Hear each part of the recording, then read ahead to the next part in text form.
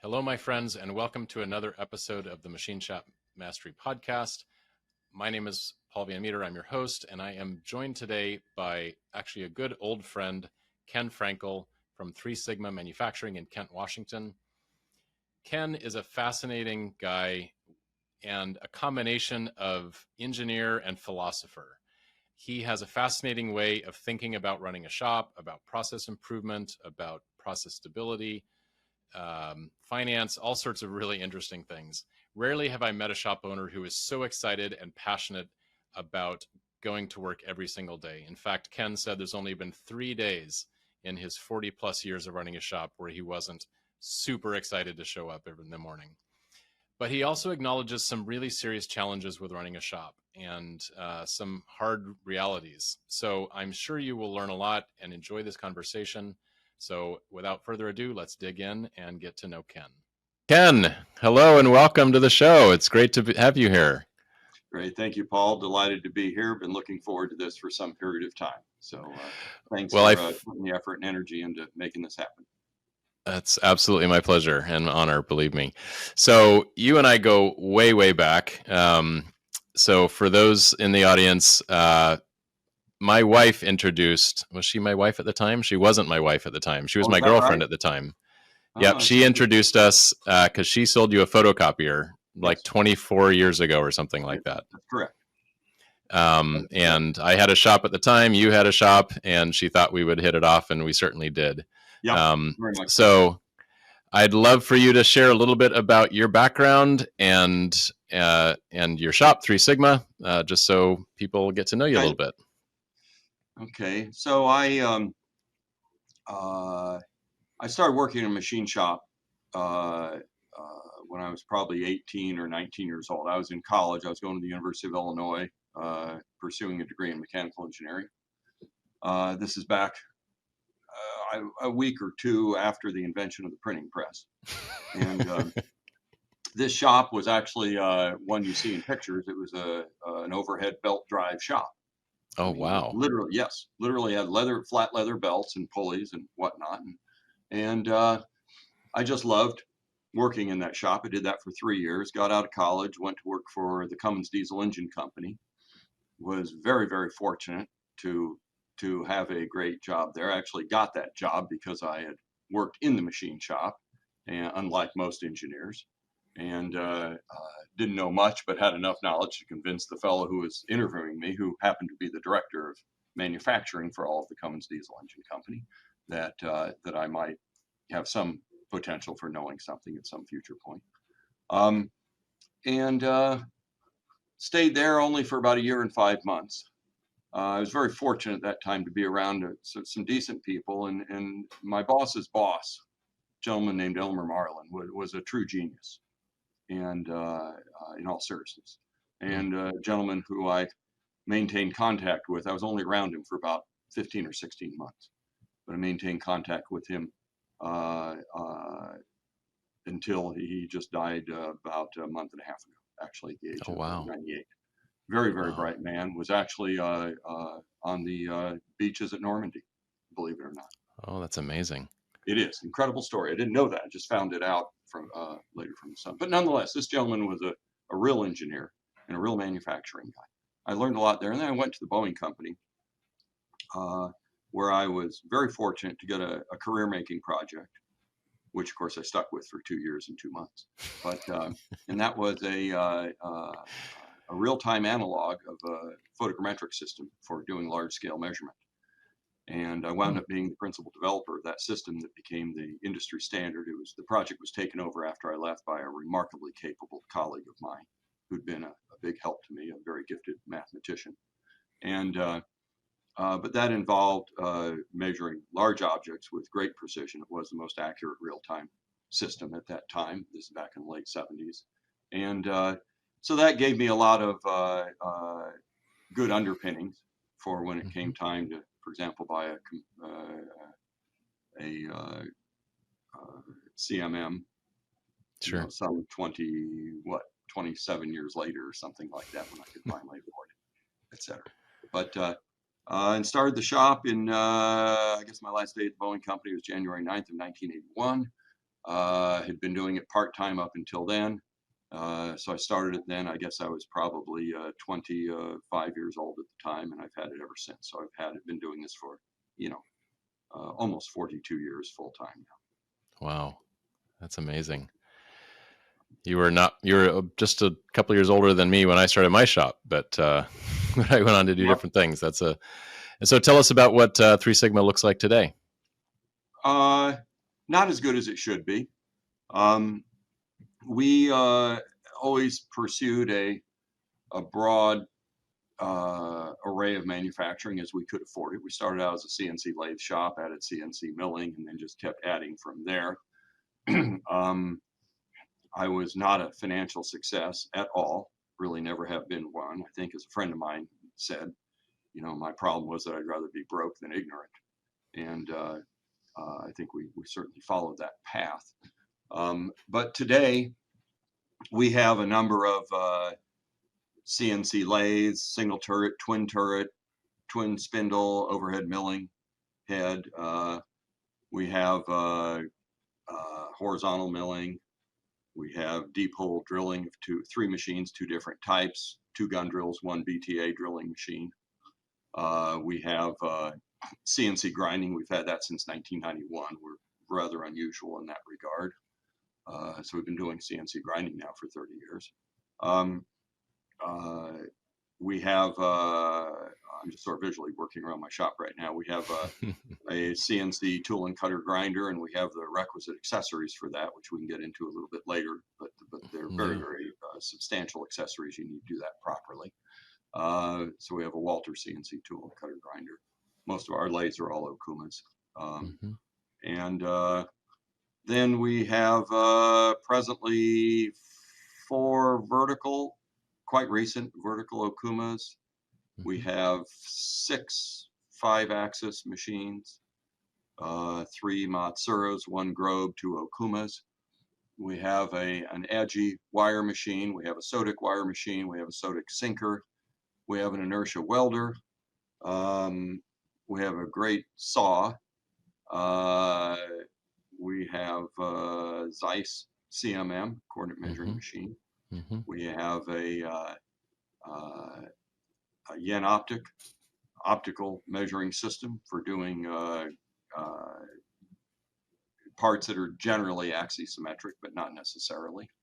And we have an Alicona system for measuring specifically the surface and the edges on the end mills that we produce. We measure down to about 1 micron on that, which is necessary because it turns out that edge prep and coating are the key to success in hard metal milling with end mills. So you really can't do much without that technology.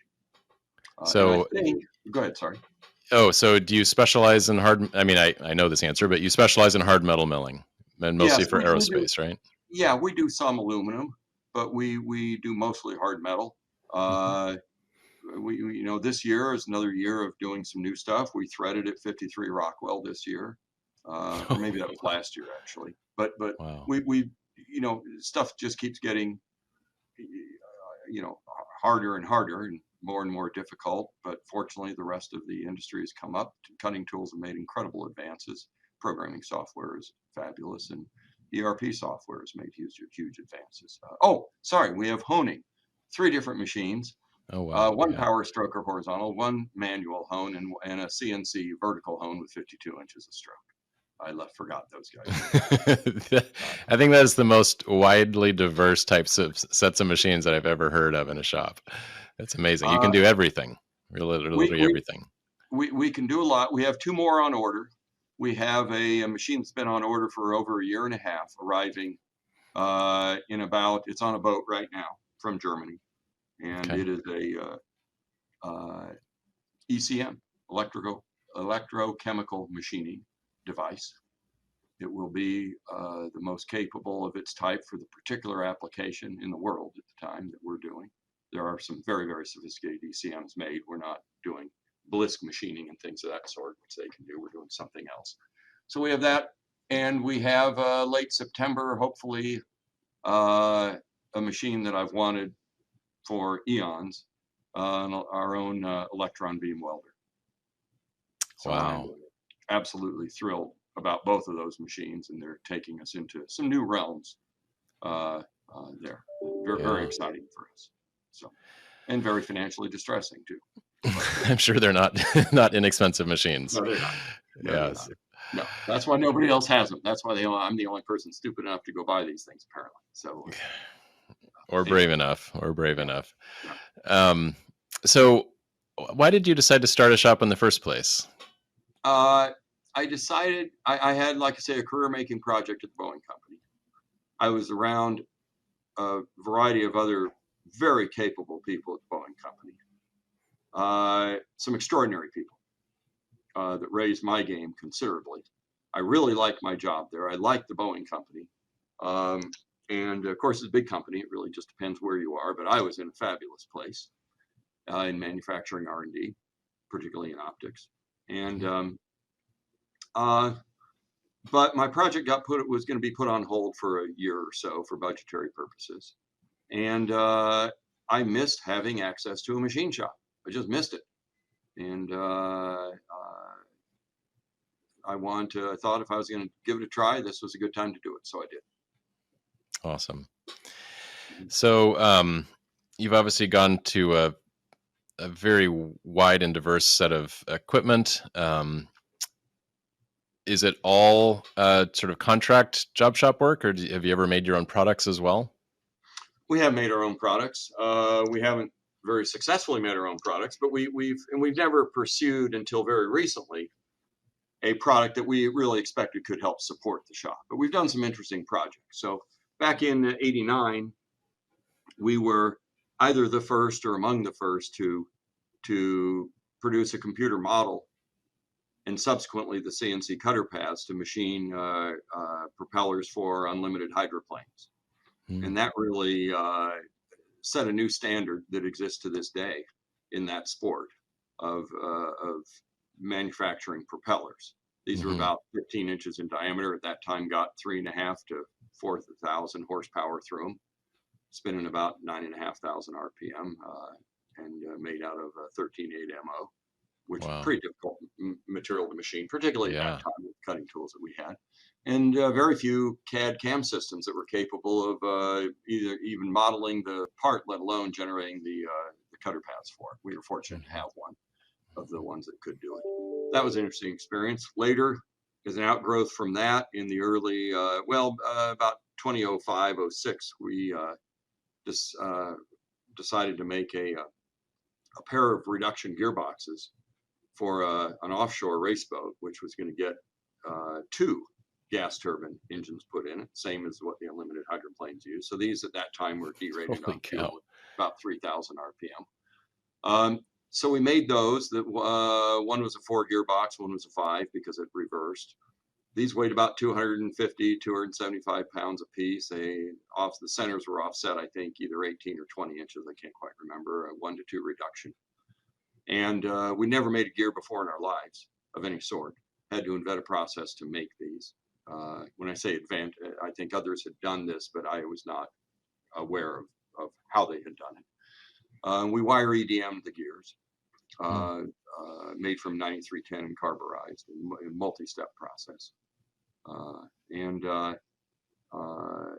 That proved to be very successful, which was good because this boat ultimately went about 213 miles an hour. It could sustain 180 without any problem.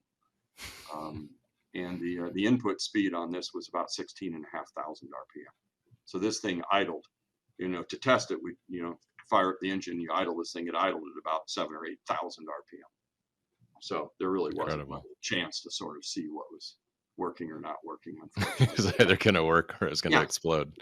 Yeah. So we did that, and then we've been making firearms parts of one sort or another for quite some time, and we now make our own version of what is called a 1911 handgun, and we're using modern techniques to do that, including EB welding and ultimately ECM.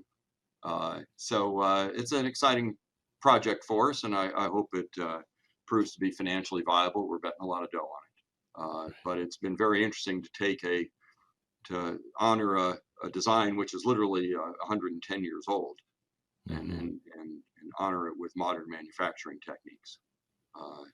So we're used to, of course, in the aerospace world, making everything to specification. When I park my car in the lot, there's probably a Boeing spec that covers that I just don't know about. And in the world of firearms, there are virtually no specifications for the manufacture thereof. So we start off making one piece, the frame, and now we make virtually the entire gun because unfortunately it's just very difficult to find other components that would fit.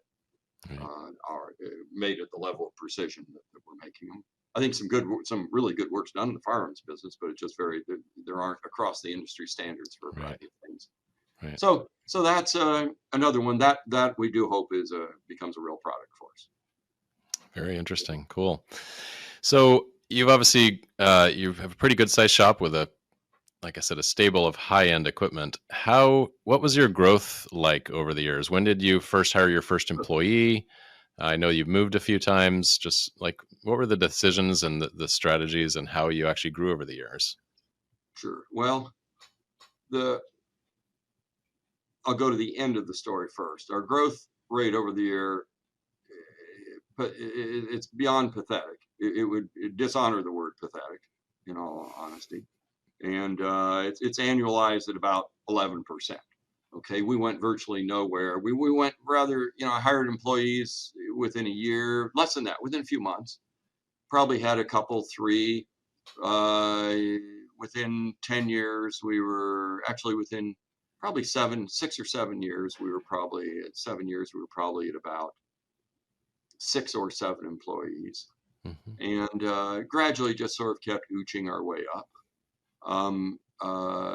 By that time, after 7 years, we were in our third shop, wow. And started a garage, moved to a shop, moved to another shop, and moved to another, stayed in the fourth shop for 11 years, been in our current shop for 22 and a half years.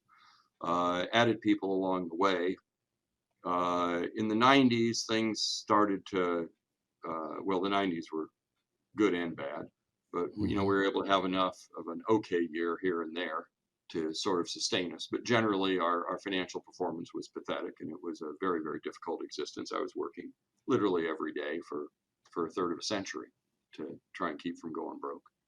And I was very fortunate to get a number of employees along the way. I've had 2 of my guys have been with me for over 25 years. And had 2 more for 18. I've got quite a number in the teens, a number at 10, 5 years, et cetera. So we've had pretty good, we've gotten good people and been able to keep them challenged with stuff that was interesting enough to keep them here and been able to make enough money to at least pay them well enough to keep showing up. So I feel very privileged in that regard. And it's been really an honor for me to get to work with as many good, sincere people who are really are striving for excellence, are really trying to do something every day to make tomorrow a little bit better. Right. Yeah, that is having a close-knit team that works. That's one of the best things in business. Yes, it is. Yeah, absolutely. Yes, it is. Those human relationships. Yeah. I got a pretty good relationship with our machines too, though. I want that on the record. Yes. So as you've diversified, do you diversify because you get bored with the status quo and you want to try a new machine, or is there a sales opportunity that you really need this new 5-axis or this grinder or hone? Both. I think part of it is that I just want to be really, really, really, really, really good at this. And I'm not sure that we are. We probably aren't, but it's not for lack of trying. There's, I'm not, when I was a little kid, I read about people like Carl Gauss and Maxwell and a variety of others, who were doing extraordinary things.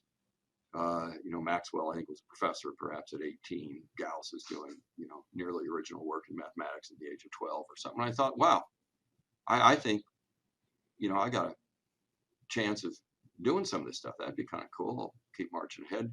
And I recall riding home on the bus from college after getting my 4th or 5th D in a calculus class and on an exam.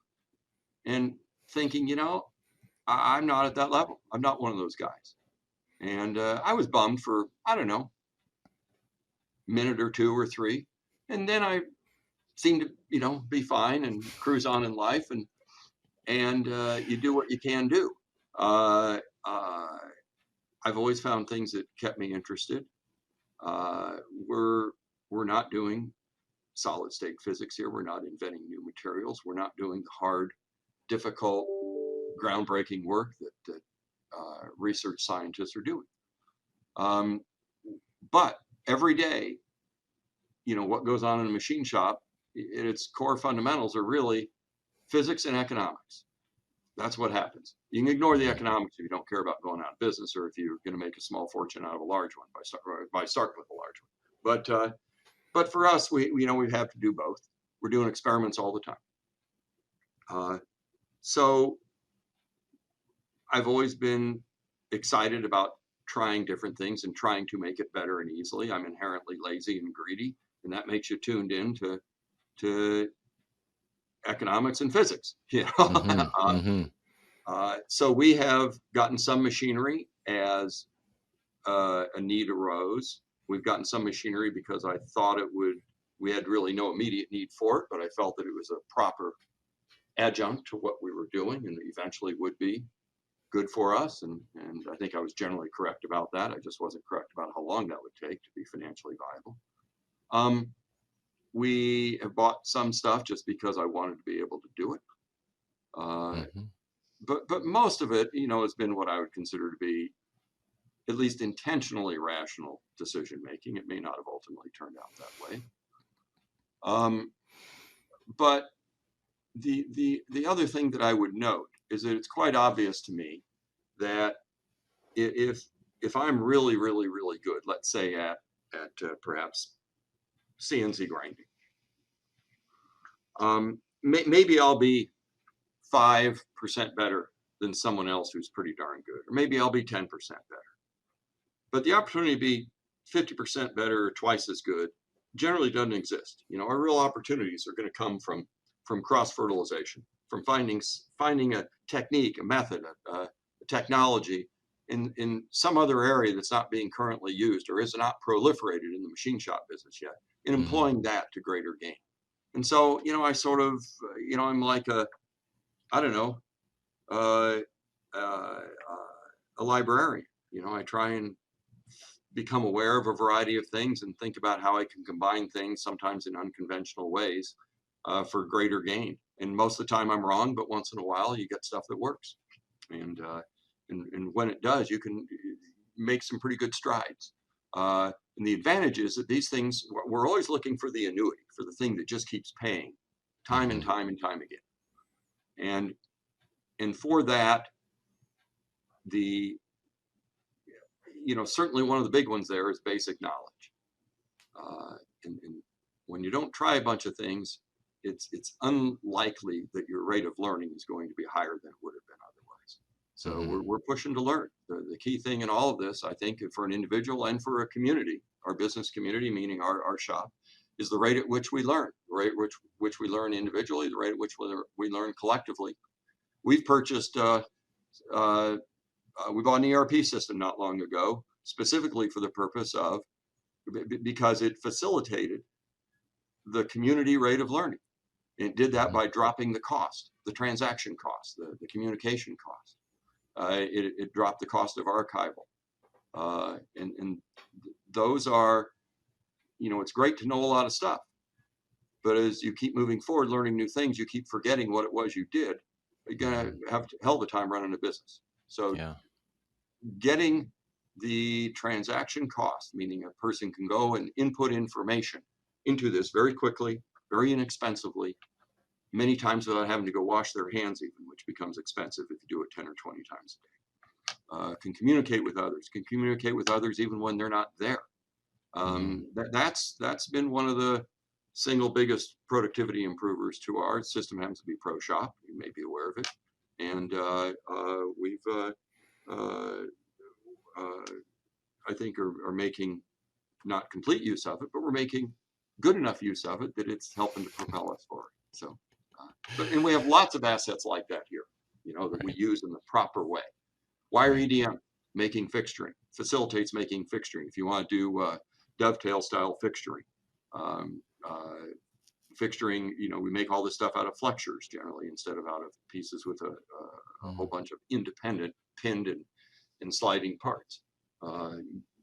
Better, stronger work holding, stiffer, more accurate, etc. So lots of things you can combine that you wouldn't otherwise. And you mentioned, so I think if I remember right, you mentioned vertical integration.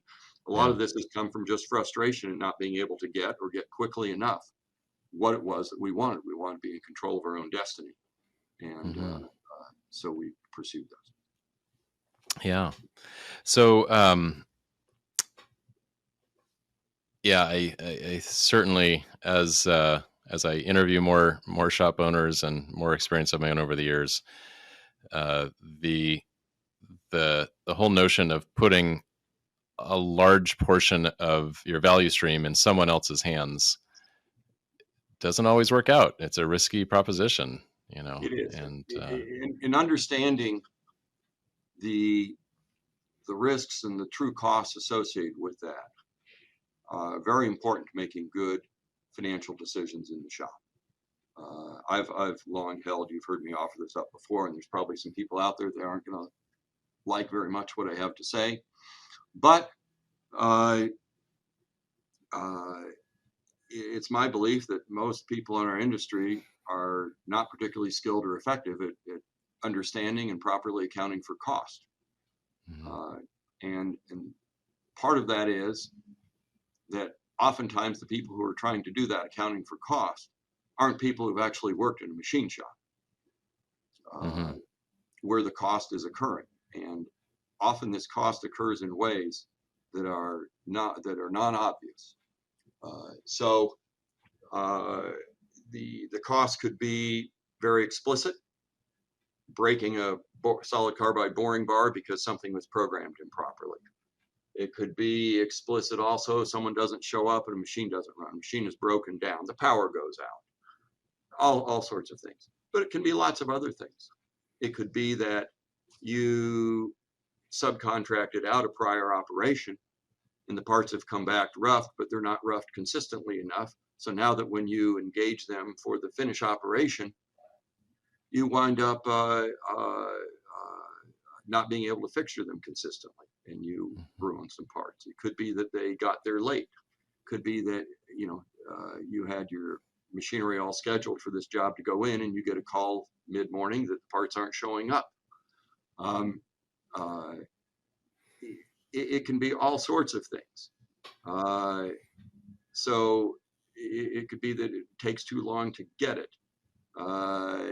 When you don't sub it out, you don't have to worry if your delivery vehicle has a flat tire.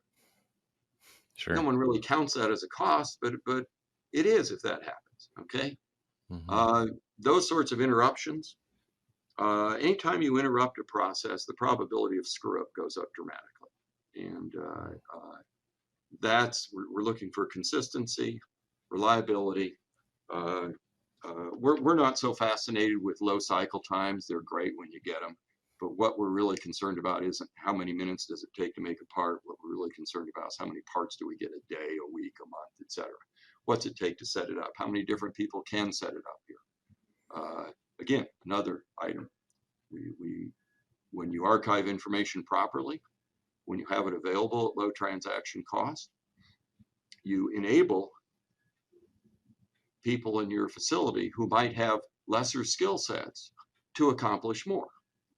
And I think you have a social obligation, I think all of us do, to try and help everybody out there accomplish as much as they possibly can with what they bring to the table. So that's what the path that we're sort of on here, I guess. I like that way of thinking about it. Yeah, taking the bigger picture, the longer term view on it. Yeah, I've definitely taken a longer term view. It's taken me my entire life to get to where I feel comfortable going into a grocery store. So, it's an investment. It's an investment. Those investments come in many, many, many ways. I see all the time, this notion that, well, your most important investment is in your people. Well, not really. If your shop's gone bankrupt, it doesn't help very much, I guess, at that point.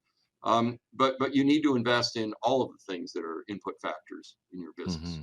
machinery, your certainly your people, the space that you have to work happily and safely, the environment that you have to do it in. Uh, uh, there's just all sorts of different ways that you try and make tomorrow an easier and a better day for you. And the cool thing about the shop is you get to experiment with that every day.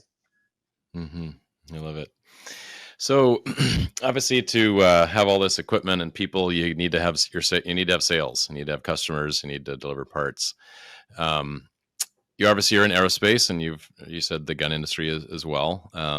How have you gone about getting your customers in the past? How diverse is your client base, Our both in client base, industries and specific clients? sure. We basically never done any marketing. Okay. I'm not proud of that. I think it's been a big downfall of ours. Never had much interest in that. I relate to animals better than than people generally. My truck even has a bumper sticker that says my dog is smarter than your honor student. Um, but it was a gift.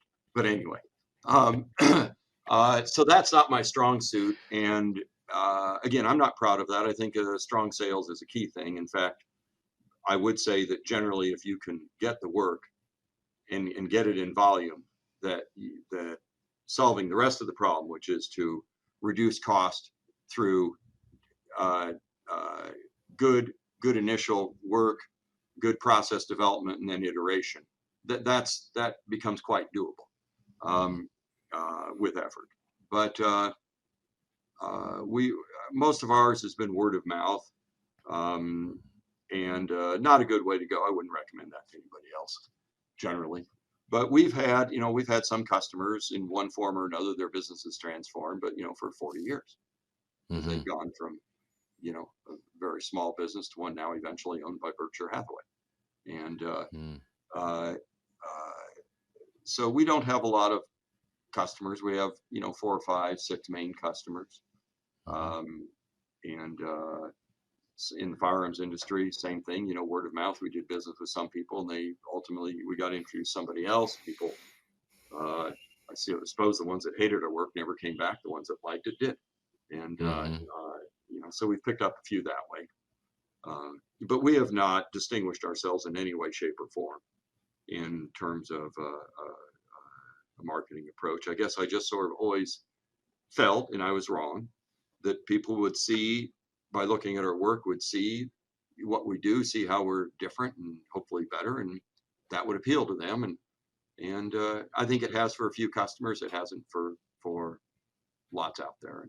Hmm. But I'm not terribly concerned about that. So I'm guessing you haven't done it. I mean, you well, admittedly, you've still gotten to a size that many shops never get to. So I know you're humble about that, but sounds like you've been busy enough, and your mind is working on all the mechanical things, the process improvement, and you're just not as interested in the marketing and sales end of things, right? It just doesn't Not get the your juices marketing, flowing. not Yeah. not the marketing and sales. I'm very interested in the economics of it, and I'm Hmm. interested very much so in the economics of all of the rest of our business. We currently we've been as many as about 44 people. I think we're currently about 25.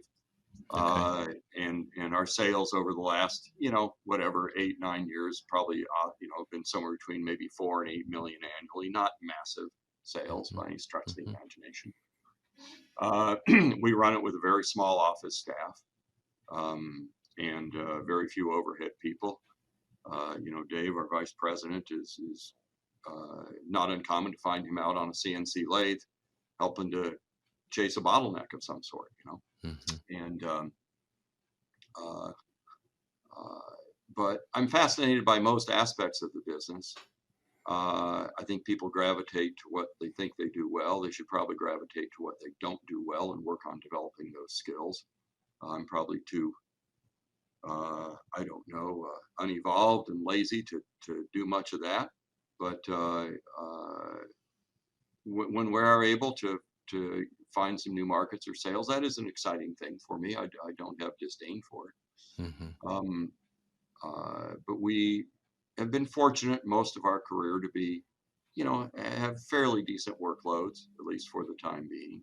Mm-hmm. And we're also, putting a lot of time and effort into developing new skill sets Right. all the time. And that's that takes some of your best human capability to as you move into some new areas. And it takes not only skills to develop the technical talents to manufacture the components for a particular segment of the market. It takes a skill to understand the market, understand how to properly quote the jobs, understand the risks, understand the failure modes, and a lot of Mm-hmm. learning going on in all of those areas by a lot of people. So, Yeah. Well, let's talk about your people for a little bit. Sounds like you have some pretty significant tenure in some of yes, your team. we do. What is your culture like, and what keeps, I mean, besides a paycheck, Sure. what keeps people coming back? I mean, I imagine if they're anything like you, they're very curious. They love to dig into hard problems, but yeah, Yeah, what is it? yeah. So I you know, a racehorse doesn't like to graze very much. It wants to go out and run, have some challenge, and we make our money off of production runs, but we need to find a means for our people to keep moving up the challenge ladder somehow and conquering new problems. And part of that's been by acquiring new assets that put us into new realms of manufacturing. Part of it's by exploring more substantially the spectrum of manufacturing that we can do with some of the assets we already have, grinding more difficult sorts of things, machining harder materials, machining parts that are very flexible, machining parts that are very difficult to fixture, machining parts with less registration, so we spend less time chasing errors and more time making parts. Uh, uh, Almost never are you working on the last problem. And now, in my case, a lot of my problems are of my own making. That's probably been my downfall. But there's just a lot of interesting stuff to do. And going from the bare fundamentals, which I think are the essence of our business, all the way up to the finished product is I think is something we pay particular attention to. I've been extraordinarily fortunate in life and been around an amazing number of world-class people. And there are some common threads amongst them that I've noticed. Some are academicians, some are engineers, some are racers, and all these people at the highest levels. And they always do all the fundamentals perfectly, all the time, always. They don't know any other way. How much time do they spend looking for shortcuts? None. They know there aren't any shortcuts. They expect to outwork everybody else that's competing with them. It's not that they feel like they have to push extraordinarily hard to do that. That's their expectation that they're going to have to do that. It's not a surprise. It's not news.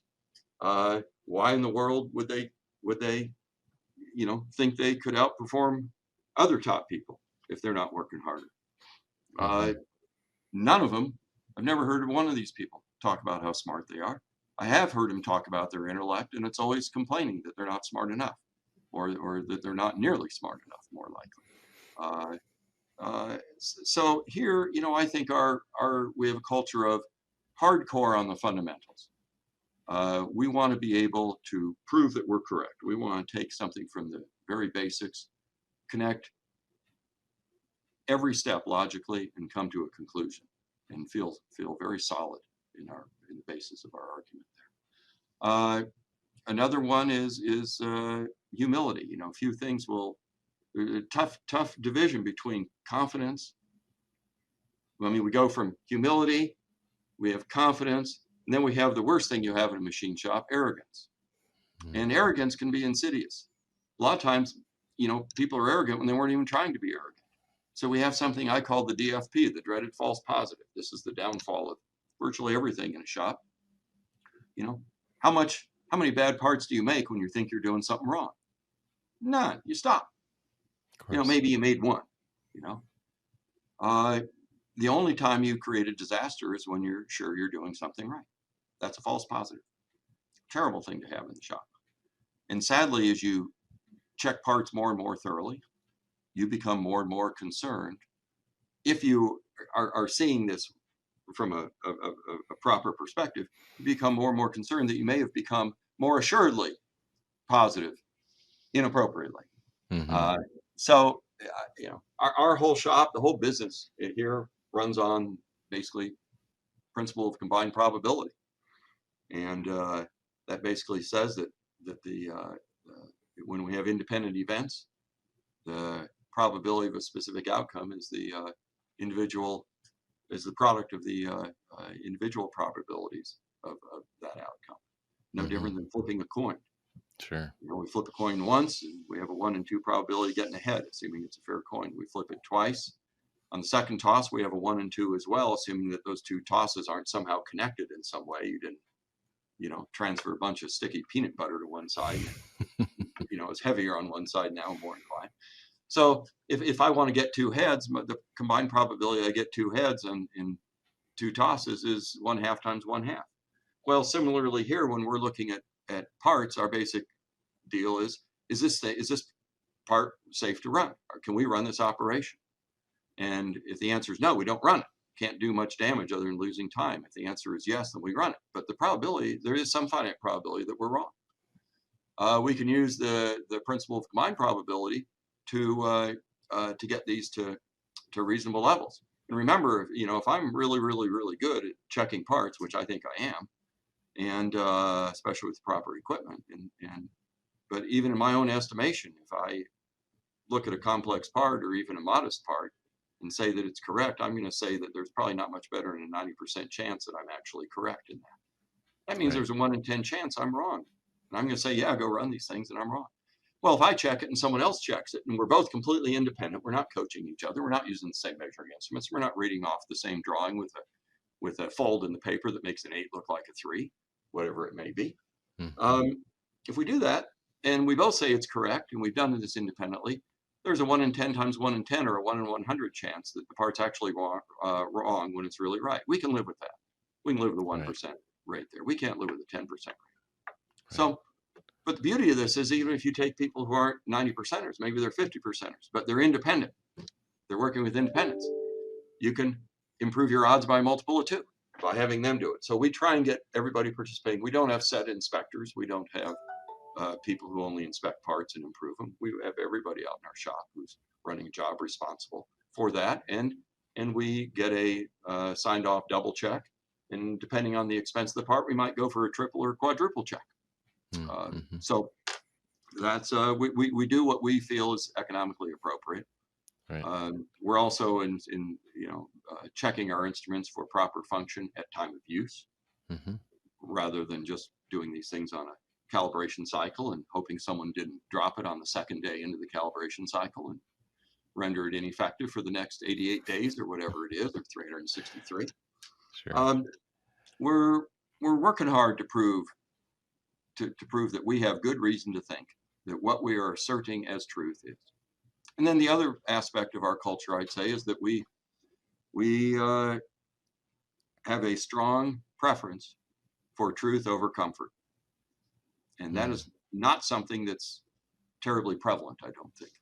I think people who prefer, I think everyone wants to be comfortable, but I think people that prefer truth over comfort get their comfort from the truth. And it's very easy, I found myself doing this countless occasions, to get into a zone where you simply sort of stop checking or researching because you really don't want to know if you're wrong. And that doesn't work well in this profession. So a number of things there. Maybe that helps with some of what we're doing. Oh, the other is, no secrets on this stuff. I think we're completely transparent on virtually everything we do. Does that include your finances with your team? Yes, it does. To the extent that I'm dealing with someone at our facility who has the capability to understand then yes, we'll share all of that. We published prices from the beginning of my time in the machine shop. We put the part price on the job, on the paperwork, on the job that went out in the shop floor, because I wanted people to know how much this stuff was worth and what they were potentially ruining. Now, the truth of the matter is that in a machine shop where it's very capitally intense, you have a lot of capital involved, you have reasonable amounts of other overhead. Now we have the problem of allocated cost. Into what and how and in what manner do we properly allocate costs? And this is something which is not at all obvious, and generally people who haven't had courses in at least basic economics and preferably accountancy may struggle to understand concepts like depreciation and amortization, and therefore may struggle with how we properly allocate costs so we can truly understand what our real profit, if any, is. Because of course that's the difference between the revenue we take in and the and what we spend to make it. But what do we spend to make it? Well, that's hard to know, because some of what we spend to make it might be an asset that lives for 20 years and whose value is very slowly diminishing time period by time period. Mm-hmm. So I think one needs to be reasonable in one's expectations. At some point, it's very easy to confuse people when you go through some of this stuff.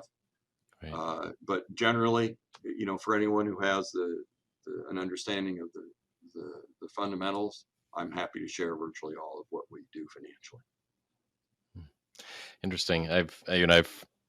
We ran our company that way as well, but I've heard other shop owners say that they never want to publish the pricing because they don't want their employees to know what they're getting for the part, because they might think that they only paid me $20 to machine this part, yet they're getting $400 for the part. I could go start a shop and make that much money myself.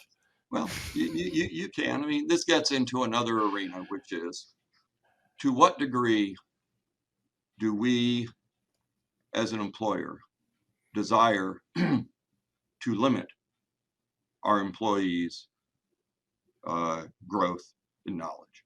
Mm-hmm. And I personally believe that it is borderline, maybe not even borderline, criminal to do just that. That, to the contrary, we have an obligation to do the best that we can to let them be as productive, to achieve the sort of level that they are capable of. And so we're trying to do that in most every way, and that's why I think the sharing of knowledge, the transparency, the showing people that there's no black art to this, there's no big secret, Mm-hmm. Here's how you do it, and not only here's how you do it, better yet, here's how you can figure out how to do it on your own. Right. No one showed me most of the stuff that I know in the shop. I had to figure it out. I had to learn how to run experiments at low risk.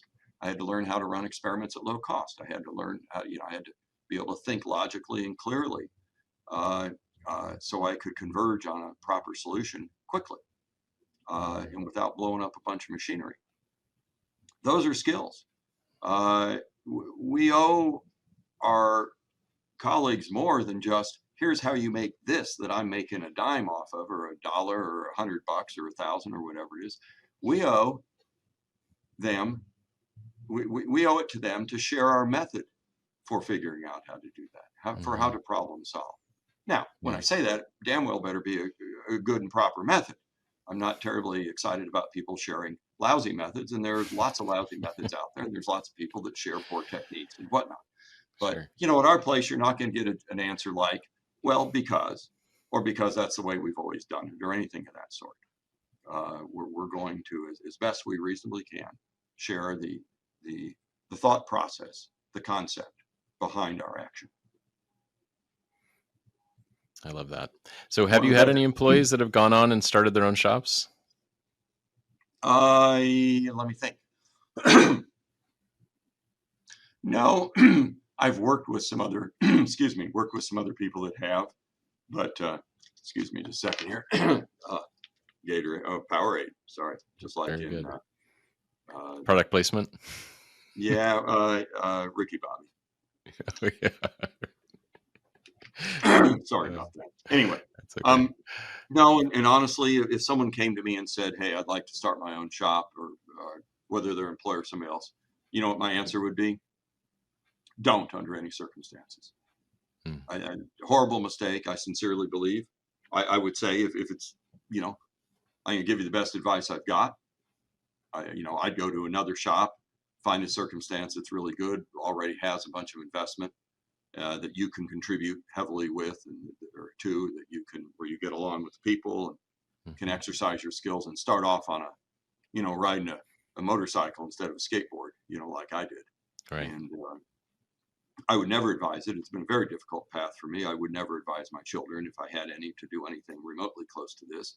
It's been a extremely difficult experience and fraught with all kinds of problems. The worst of which have actually not been of my own making.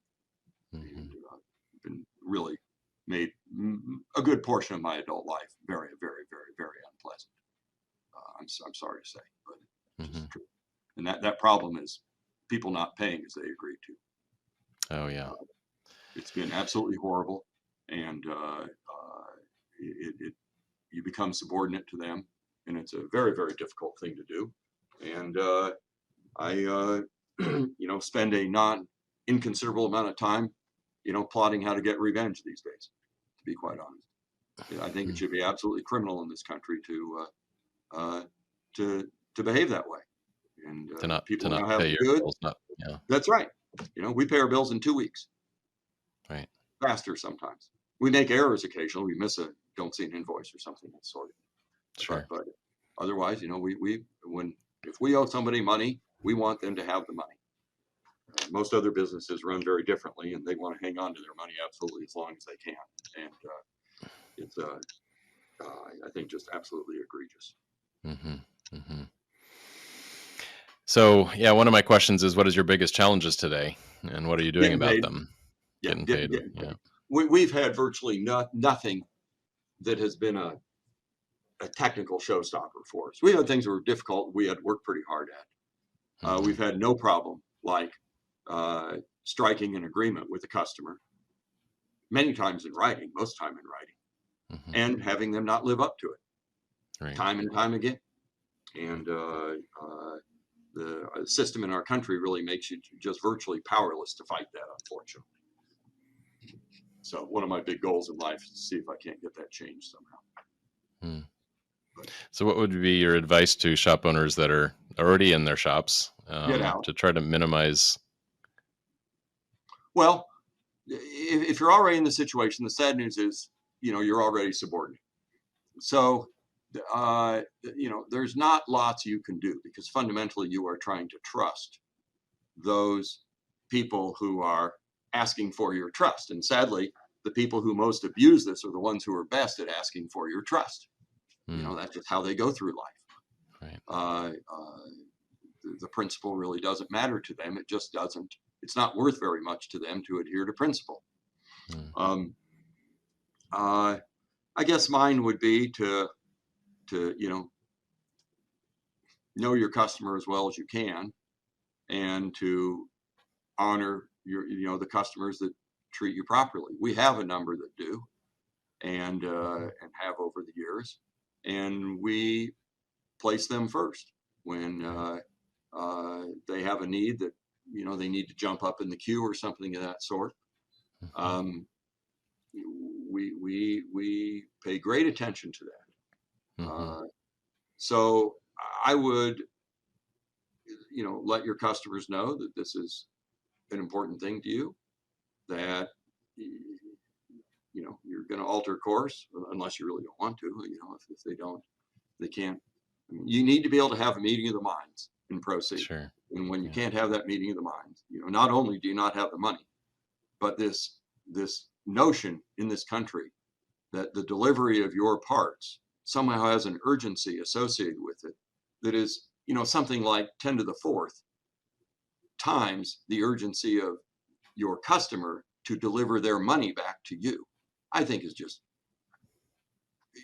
not only absurd, it's just criminal. I don't know why that is. And so I would advise, I guess, shops to try and be, to the extent that you can, in as much a position of power as possible, because that is fundamentally what this is all about. That's what makes that. I mean, it's either principle or power. And if you have customers that aren't principled, they're probably going to abuse their power. And once they got your parts, they can abuse it. Yeah, that is a tough side of the business for sure.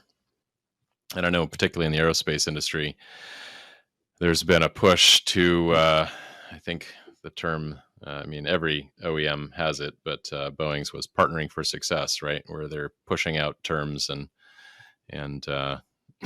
it's an ironic term for it. But I think it's a horrible thing. And I will also bet you that a scholarly study of this practice would show, it's possible I'm wrong, but it's my belief that a scholarly study of this would show that practice is one of the greatest drags on economic growth in this country.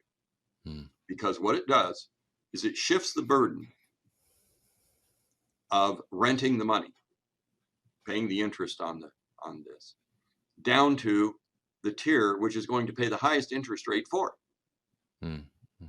The smaller organizations are the ones that are going to be deemed the higher risk, and they're going to pay greater amounts to finance this working capital. Yeah, right. And it's a net drag. And I think that's probably provable. Can't say I've done anything about it, but I would assert that in all likelihood it is. I think it's an absolutely horrible practice. And it's not just mean, it's insulting, and it's wrong.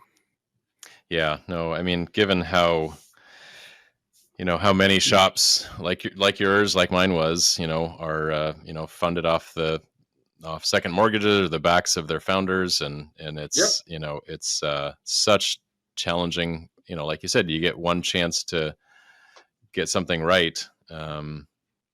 There's so many pitfalls in machine shops to potentially do something wrong, think you're doing it right, but you're not actually right. You're making bad parts.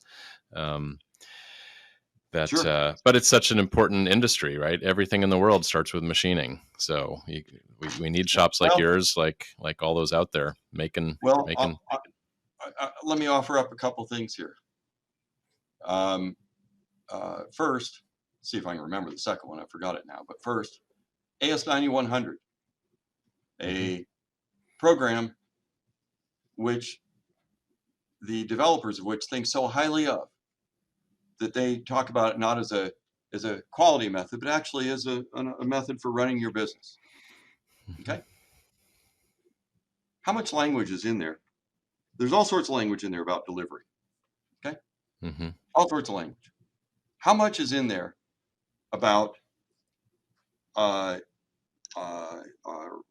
noting, providing objective evidence thereof of the delivery from your customers? Zero. Not a one. It's entirely absent. Absolutely zero. There isn't one syllable in this thing about it. I don't know how these people sleep at night. It's and then they're going to offer that this is a good way to help you run your business. It's utterly absurd. I've had customers, another point here, who have started to raise an issue about delivery. I've said, hey, I'm happy to talk about delivery, but the discussion of delivery is going to be comprehensive. We're going to look at the parts that we have, and if something's late, how many days late is it, and what the consequence may be. And we're going to look at the deliveries you guys have to us. And we're going to look at every dollar and how many days it's late. And we're going to simply weigh that up and put it in the balance. I've never had one take me up on it because they'd be absolutely mortified. Right? So, this thing with AS9100 is a complete and total joke on this front. I think there's a lot of good things in AS9100, but AS9100 is something which is basically, to foisted upon a supply chain for a lot of really good reasons. It's not a stupid thing, but there's nothing in this Yeah, it's got that to be talks about the balanced. most important thing, the most important delivery in this whole damn thing for the survival of a business. And that is the delivery, the receipt of their funds that are owed them. I have no idea why. I can't understand people kowtowing this. I've talked to auditors about this. Right. No one has any good answer for it. Other than, I guess they're making the assumption that if you deliver good parts, your customer will pay you on time. That's just not a good assumption necessarily. I've made that assumption through my career, and it's nearly ruined my life. Wow, that's some hard stuff. I'd say that with all seriousness. So on the balance with with payments and lack thereof being a challenge, do you still feel like owning your shop has been a rewarding venture? I mean, you've gotten a lot out of it, a lot from it. Hey, very simply, I've gotten to live my dream. But I don't think most people are as resilient as I am. I don't think most people are willing to sacrifice as much as I've been willing. I've been willing to sacrifice everything else in my life to do this.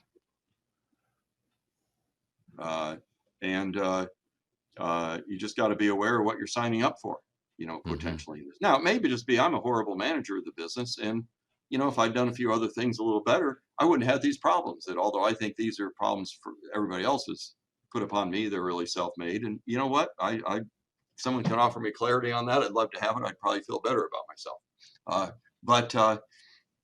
No, I've gotten to live my dream. I was born at the right time, born into a family that provided me every book I ever wanted. I've got from my upbringing, fortunately had a set of standards which never failed me in striving to achieve whatever it was I wanted to achieve going forward. I had people, parents that didn't live vicariously through my sad sack achievements, but instead parents who set a great example by achieving more themselves and showing that it could be done, not telling me to go do it. I've had friends, colleagues in the business of exceptional caliber, extraordinary intellect. I've had people who spent time with me to explain and demonstrate. I've had every advantage that a human being could ask for. And, sadly, I don't think I've done as much with that as I should have. And I don't feel very good about that.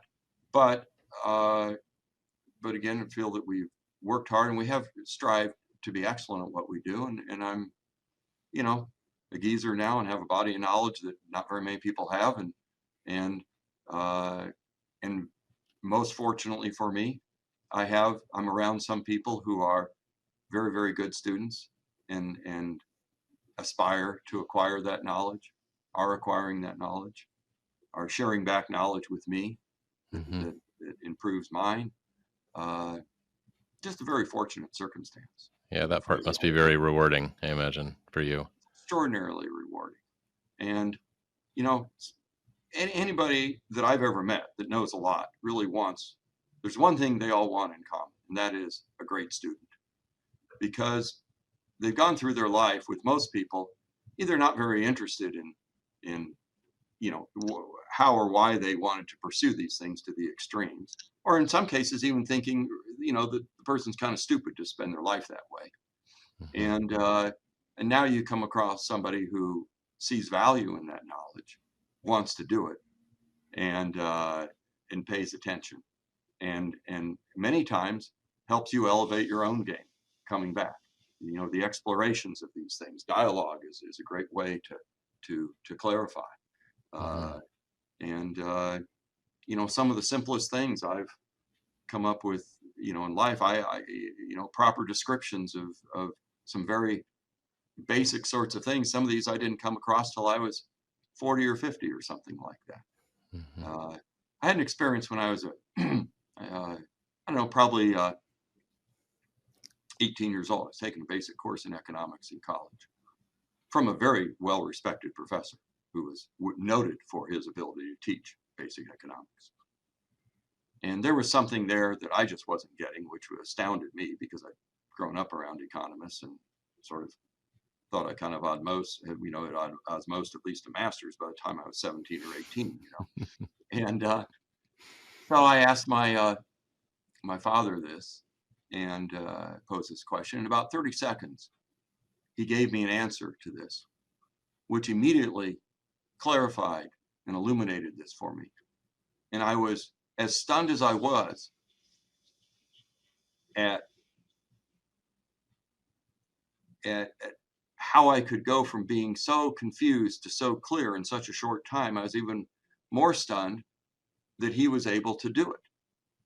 And it completely changed. I don't think I realized it at that moment, but over time it changed my thinking about how important it is to, as you go through life, to try and bring clarity to those who are confused.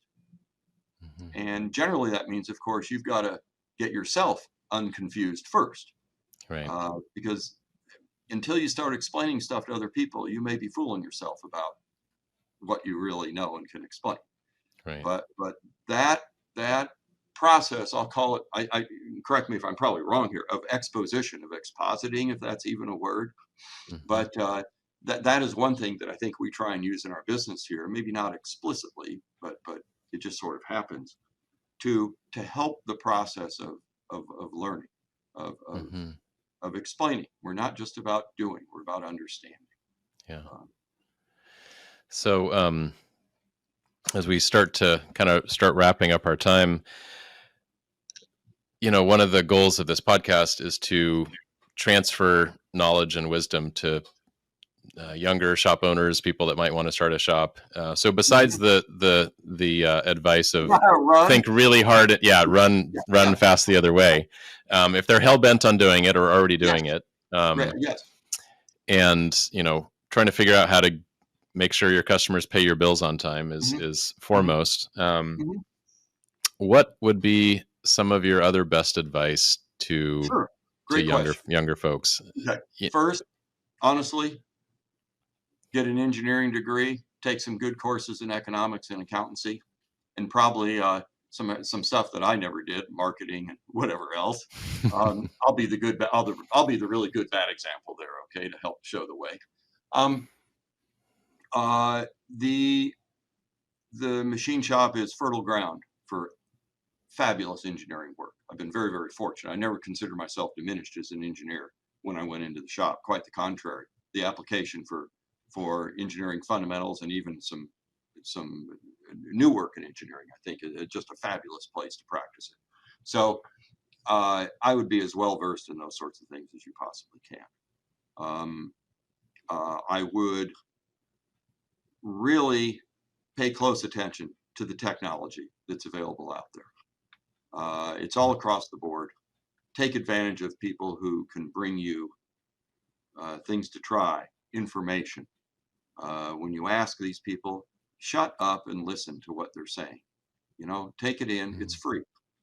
And other than your own time, pay attention. And then, make it your point to have fun at this. I mean, I think I had 3 days. I came to work almost every day of my adult life, virtually every day, probably 48 weekends a year, plus the work week, and with maybe a week or two off during the year sometimes. There were 3 days that I'm aware of that I was a little bit less than really enthusiastic about coming to work. And that was after some terrible, horrible days, as well. And I can't even remember what had happened now. I was very fortunate to go to work, really excited about going to work every day. Not just, sort of up for it, excited. And I still am. I'm 2/3 of a century in another week. And I'm having a special party about that incident. Oh, good. And yeah. Well, my brother threw himself a 1/3 of a century party. I had to wait a long time to get to the 2/3 of it. Okay. I'm doing that now, and making it sound like it's an original thought with me, of course. But speaking of original, go out there and do some original work. Observe with your own eyes what's going on. Think clearly.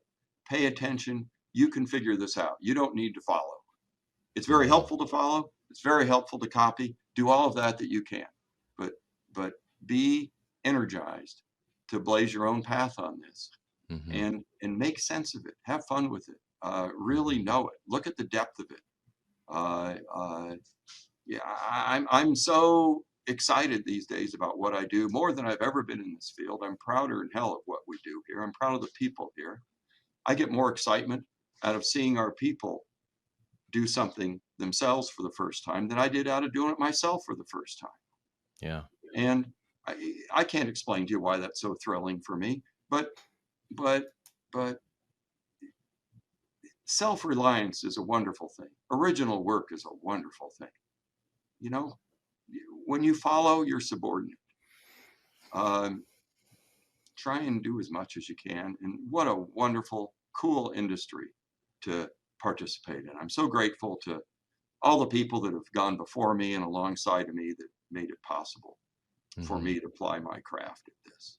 Yeah. I found I wasn't very good at much of anything, and I found something I was halfway decent at. And I got to do it and live my dream. The luckiest guy on the planet. Seriously. That's amazing. In spite of some other bad stuff happened. Yeah. Yeah. Really. Well, one of the things, excuse me, that I learned from you that just really stuck with me, and it's just gotten more reinforced over the last couple of years, is the whole notion of improving the rate of learning. Yes. Right. Even if you can improve it 20%, that compound effect year over year. Oh my God. Staggering. It's absolutely staggering. Yes. Yeah. Yes. And that's, you listen to Warren Buffett, he's going to talk about, the beauty of compound interest. Okay. He's right. This is the same thing in a different realm, but the something that really, I think, needs extreme attention is ensuring that as we have all these productivity improvements with technology, I'm not convinced that anyone has really addressed the single biggest problem, which is to accelerate our rate of learning.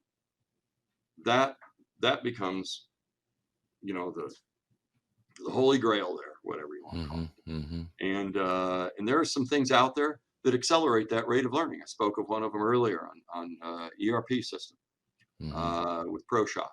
Something its focus is, don't know if it was intended that way or not, but that's how it works, and hugely important.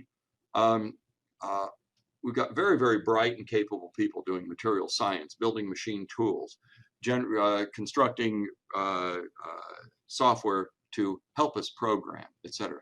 Take advantage of it, breathe it in deeply, use it, and again, try and do something every day that makes tomorrow a little bit better. And then if you're really staunch about it, go after the second derivative and try and make the rate at which you're doing that to make tomorrow a little better, even better, I love it. It's actually the first derivative of the second one, but nonetheless.